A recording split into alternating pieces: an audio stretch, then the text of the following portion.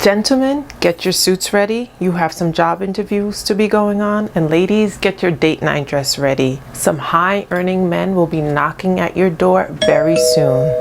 UPS workers will now be earning $170,000 a year. This represents a symbolic triumph for unions, the middle class, and the labor-intensive employment sector. This may also be followed by a wave of other labor jobs fighting for pay bumps as well. These men and women do back-breaking work and deserve to be compensated fairly in wages, health benefits, because most, if haven't already, developed health issues because of the nature of their taxing and physical work. The Teamsters Union, which is the biggest union in the United States of America, has released the full text of this tentative national contract agreement with UPS, which details a variety of changes between UPS, which is a giant parcel delivery service, and roughly 330,000 of its union represented employees. The public has already noticed that job sites like Indeed reported a 50% surge in searches for UPS or United Parcel Service within a week of the announcement of this new contract, which is still waiting to be signed, but will likely be signed and agreed to and ratified.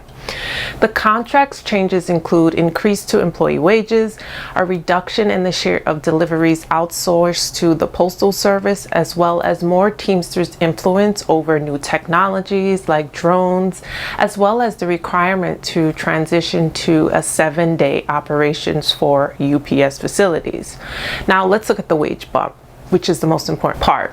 Full-time workers will be making $49 an hour, part-time $21 an hour. Newly hired part-time workers will also start at $21 an hour. There will also be more shore post deliveries. UPS will now be outsourcing nearly 50% of their deliveries to the postal office to expedite delivery. The agreement also gives Teamsters more say in the introduction of technology that could impact these jobs.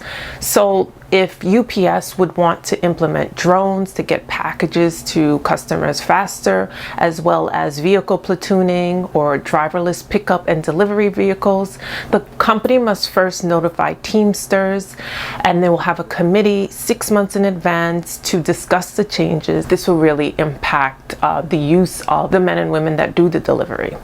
Also really groundbreaking is that the new vehicles will have air conditioning.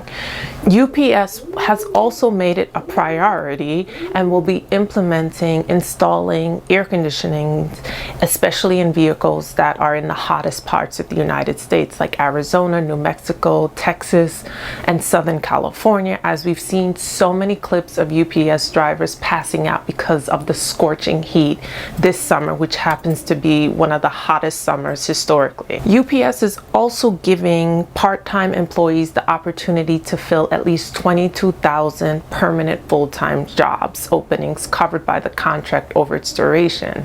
So there will be a bump in those who are currently part-time employees will be probably bumped to full-time employees. The new commitment includes creating at least 7,500 new full-time roles from the existing part-time jobs during the agreement's last 3 years versus 5,000 in previous years. Teamsters is the biggest union in the U.S. It represents about 330,000 U.S. employees at the company, ranging from delivery drivers to package handlers. Full-time jobs created in previous agreements will not be reduced, which is good to hear, even though there will be a sizable bump in benefits and salary for those. So those who are employed, no one will be laid off. UPS will also be transitioning to a 7-day delivery operations at locations currently who only have 5 or 6 day operation. This will also give employees the opportunity to work more hours and perhaps qualify for full-time employment because the facilities will now be able to accommodate more hours. Let me know your thoughts about this bump. This is definitely a win for working class Americans, for labor intensive employments, and this will also follow with a wave for other union industry jobs to also be pushing for a significant wage increase.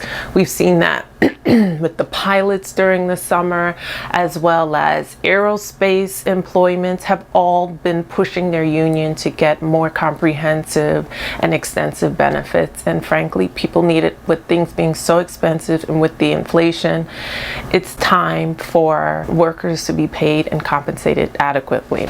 Let me know your thoughts about this. Do you know anybody who works for UPS? Are you considering applying for UPS because of this employment increase, the increase in benefits and the wage earnings? Makes me rethink this law school education. Sure, a lot of people are reconsidering their education and their employment prospects now that UPS is making $175,000 a year. It's definitely a win for middle class Americans and working class Americans.